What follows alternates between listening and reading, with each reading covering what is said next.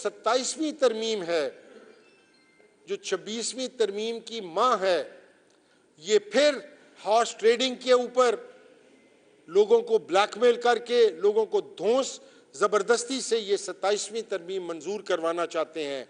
और अदलिया जिसको पहले इन्होंने मफलूज कर दिया था, अब ये सूबाई लेवल के ऊपर कॉन्स्टिट्यूशनल कोर्ट्स बना रहे हैं, सूबाई लेवल के ऊपर कॉन्स्टिट्यूशनल सुप्रीम कोर्ट्स बना रहे हैं, ताकि जो जज इनके साथ इस्लामाबाद में कोऑपरेट ना करे, इसको वो दूसरे सूबों के अंदर भेज सकें। एनएफसी अवार्ड के ऊपर बहुत बड़ा सवालिया निशान हो जाएगा 27वीं तरमीम के बाद। 18वीं तरमीम जिसके जरिए सूबों को खुद मुख्तियारी मिली थी, 27वें तरमीम के बाद वो खुद मुख्तियारी चैलेंज हो जाएगी, नंबर 1। नंबर 2 बात यह है कि अपना जो एनएफसी अवार्ड है, जो किसी भी सूबे की लाइफ लाइन होती है, ये उसको भी अपने तरीके से कम कर सकेंगे, स्नब कर सकेंगे, नॉट रियलाइजिंग कि आपके 2 सूबे जो हैं, चाहे वो केपीके है या बलूचिस्तान है, वो वॉर जोन बना हुआ है। वहाँ पर लोग रोज़गार से तंग हैं, अमन अमान से तंग हैं, और आपकी इस किस्म की हरकतों से मुल्क की सालमियत और मुल्क की इंटीग्रिटी को एक बहुत शदीद धचका लगेगा।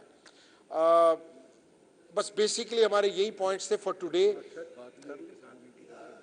जी ये सर ज़रा इसको सवाल है ले, फिर आप कुछ सवाल हो तो आप इससे रिलेटेड आप पूछ सकते हैं।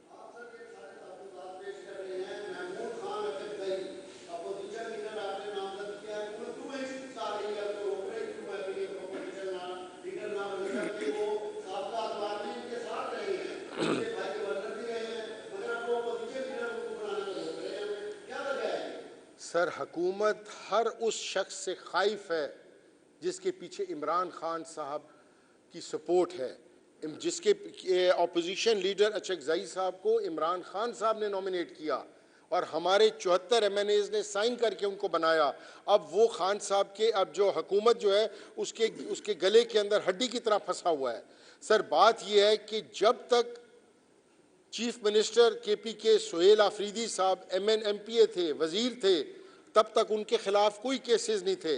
अब जैसे वो चीफ मिनिस्टर बने हैं और वो सिर्फ कहते हैं कि मैं डायरेक्शन इमरान खान से लूँगा, उसके बाद से ये इन्होंने उसके ऊपर भी 9 मई वाले केसेस झूठे बनाने शुरू कर दिए हैं। उसके बाद इनके ऊपर दहशतगर्दी के पर्चे झूठे बना रहे हैं। तो ये हुकूमत आग से खेल रही है। आपके 2 सूबे बलूचिस्तान जिसको अचकज़ई साहब जहाँ से हैं, एक सूबा KPK जहाँ से सुहेल आफरीदी साहब हैं, जब आप उनको प्रॉपर तरीके के साथ उनको नहीं उनके राइट्स देंगे और आप उनको दबाएंगे तो महरूमी ज़्यादा बढ़ेगी।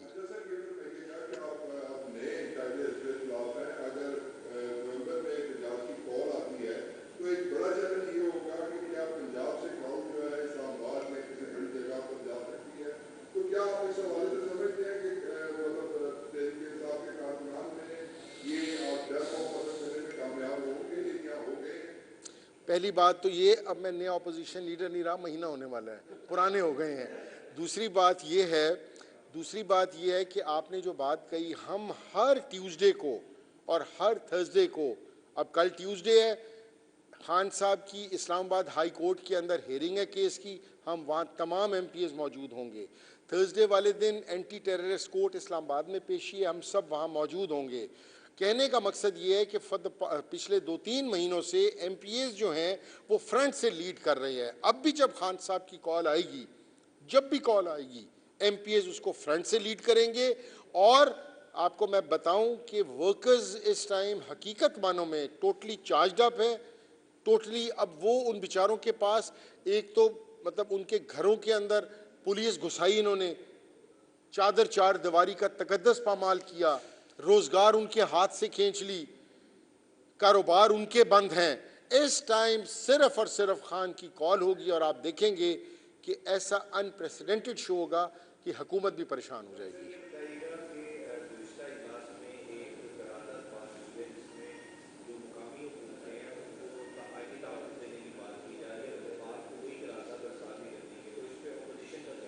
देखें, पहली बात तो ये है कि वो पास नहीं हुई, ले हुई है। पास इस हद तक हुई है कि इसके ऊपर डिबेट की जाए। अब सर गवर्नमेंट कर क्या रही है? आज आपको मैंने एक वाज़ेह मिसाल दी है, आप जाएं, जाके हाज़िरी चेक कर लें। कि हुकूमत जो है वो कोरम ही पूरा नहीं कर सक रही। What they do is कि इनको पता है कि कल हमने हाई कोर्ट में खान साहब की पेशी के लिए उन्हें ये चोर दरवाजे से अपने इस तरह के बिल्स पास करा लेते हैं, लेकिन हम कोई ऐसी करारदाद, कोई ऐसी तहरीक असेंबली के अंदर जो अनकॉन्स्टिट्यूशनल है, जो अवाम के राइट्स जो हैं उनको वो डिस्टर्ब कर रही है, हम उसकी कभी सपोर्ट नहीं करेंगे। बल्कि मैं यहाँ आपको एक और चीज़ क्लैरिफाई कर दूँ कि हम लोगों ने एज अपोजिशन पंजाब असेंबली, हम लोगों ने आज की तारीख तक कम अज़ कम 3 एप्लीकेशनें हमने फाइल कर दी हैं in the high court to challenge the local government ordinance, because local government ordinance जो है वो कॉन्स्टिट्यूशनल अपना जो पैरा 140 है उसके साथ डायरेक्ट कन्फ्लिक्ट करता है। 140 पैरा कहता है the powers should be delegated to the grassroots level, administrative powers, financial powers and political powers। ये उसके टोटल मनाफी है जो बिल है। हम 3 एप्लीकेशनें, एक हमारे अपना एमपीए इजाज़ शफ़ी साहब और इम्तियाज़ शेख साहब ने फ़ाइल की है, एक मैंने और अली इम्तियाज़ वड़ैच साहब हमारे जो पार्लिमानी लीडर हैं, एक हमने फ़ाइल की है, एक हमारे हैं असद अब्बास साहब हमारे रावलपिंडी से एमपीए, एक वो फ़ाइल करने लगे हैं। हम तो चाहेंगे जितने ज़्यादा लोग फ़ाइल करें ताकि हुकूमत को पता चले कि आप जब एक जोरी ज़बरदस्ती चोर दरवाजे को बिल पास करवाते हैं तो we have the right to challenge it. Thank you. अच्छा सर, एक सेकेंड, हमारे भाई हैं मेजर गुलाम सरवर साहब, किसान विंग पंजाब के सदर हैं, वो आपसे 2 मिनट बात करना चाहेंगे। आए सर। बिस्मिल्लाहिर्रहमानिर्रहीम। मैं सिर्फ आपसे ये अर्ज़ करना चाहता हूँ कि इस वक्त पंजाब में इलेक्शन हो रहा है ज़िमनी, और किसानों के साथ जो इन्होंने जुल्म किया हुआ है, जो उनके साथ नाइंसाफ़ियाँ हो रही हैं, उस बुनियाद पर इंसाफ किसान विंग पूरे किसानों से अपील करता है कि जैसे खान साहब ने कहा कि हम इस इलेक्शन का बाइकाट करेंगे, तो किसानों को बतौर किसान भी हम इसका बाइकाट करेंगे।